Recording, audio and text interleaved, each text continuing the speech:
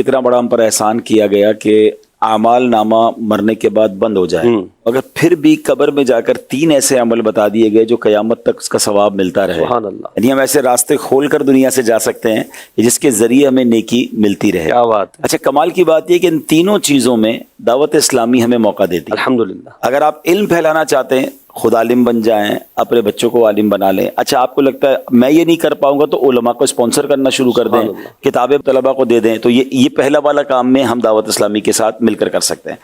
दूसरा काम जो है सदका जारिया, सुभान अल्लाह, मस्जिदें बन रही हैं, कुएं खुद रहे हैं, यतीम खाने बन रहे हैं, दरख्त लग रहे हैं। तो बहुत सारे जो हदीसों में सदका जारिया वाले काम बयान हुए, हम किसी भी एक काम में अपने दावत इस्लामी के साथ ही बन जाएं।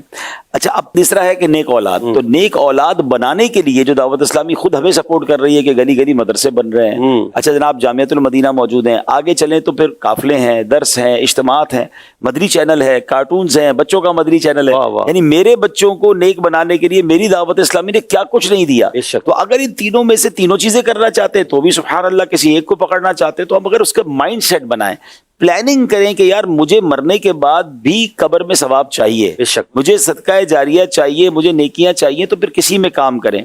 अच्छा, अब सवाल एक और लॉजिकली बात कर दूं, तीनों में से सबसे आसान क्या है? भाई 3 काम है ना, और तीनों में से नेकियां मिलेंगी।